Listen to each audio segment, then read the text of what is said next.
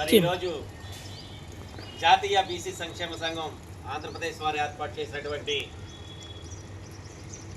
బాబాసాహెబ్ అంబేద్కర్ 134వ జయంతి ఉత్సవాలకు ఇచ్చేసినటువంటి వివిధ కుల సంఘాల అధ్యక్ష నాయకులకు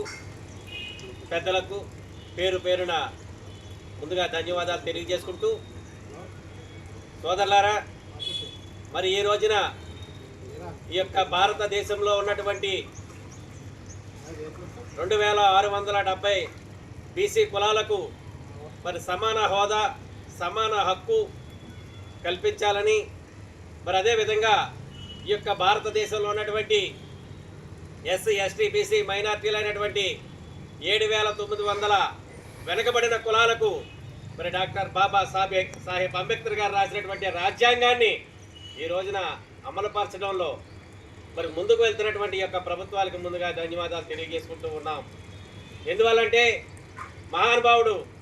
ఆయన పడ్డటువంటి కష్టాలు మన జాతుల్లో ఎవరు పడకూడదు, ఆయన అనుభవించినటువంటి ఏదైనా సరే ఇతర కులాలకు అంటకూడదనేటటువంటి ఉద్దేశంతో ఆయన ఆ రోజు రాజ్యాంగంలో మరి ఆయన ఒక సభ్యుడిగా ఉండి మరి ఆ రోజున రాజ్యాంగం పొందుపరచడంలో మరి ప్రత్యేకమైనటువంటి భూమిక పోషించి భారతదేశానికి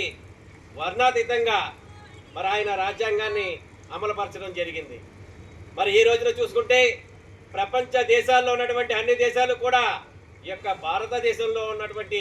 భారత రాజ్యాంగాన్ని అమలుపరిచే విధంగా ఇక్కడ అమలు చేస్తున్నటువంటి చట్టాలు కానీ, న్యాయాలు కానీ, అలాగే వెనుకబడినటువంటి కులాలకు అభివృద్ధికి కావాల్సినటువంటి ఏ అయితే సంక్షేమ ఫలాలు ఉన్నాయో అవన్నీ కూడా ఈ రోజున ఇతర దేశాలకు మార్గదర్శకంగా ఉండి అవన్నీ కూడా అమలుకు వాళ్ళు కూడా కృషి చేస్తున్నారంటే మరి డాక్టర్ బాబాసాహెబ్ అంబేద్కర్ గారు ఎంత ముందు చూపుతోటి ఈ యొక్క పాడిత, పీలిత, బహుజన, దళిత కులాలు అభివృద్ధి చెందాలనేటటువంటి ఉద్దేశంతో ఆయన ఆ రోజునే ఆలోచన చేసి ఈ యొక్క రాజ్యాంగాన్ని రాశారు. ప్రతి ఒక్కరు కూడా అవగాహన చేసుకోవాలని మరి ఈ సందర్భంగా తెలియజేస్తూ ఉన్నాం. మనం అందరం కూడా చేయాల్సింది ఒకటే, ఆయన ఆ రోజున రాజ్యాంగం రాశారు,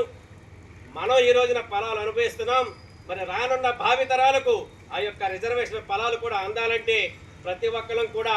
ఐకమత్యంగా ఉండి రానున్న రోజుల్లో మునుముందు మనకి పార్టీలతో సంబంధం లేదు, కులాలతో సంబంధం లేదు, మతాలతో సంబంధం లేదు కాబట్టి అందరం ఐకమత్యంగా ఉండి మరి యొక్క బాబాసాహెబ్ అంబేద్కర్ గారి బాటని ముందుకు తీసుకెళ్లి భావితరాలకు ఈ యొక్క ఉద్యమ స్ఫూర్తిని కూడా అందిద్దామని మరొక్కసారి తెలియజేసుకుంటూ జై భీమ్, జై పూలే.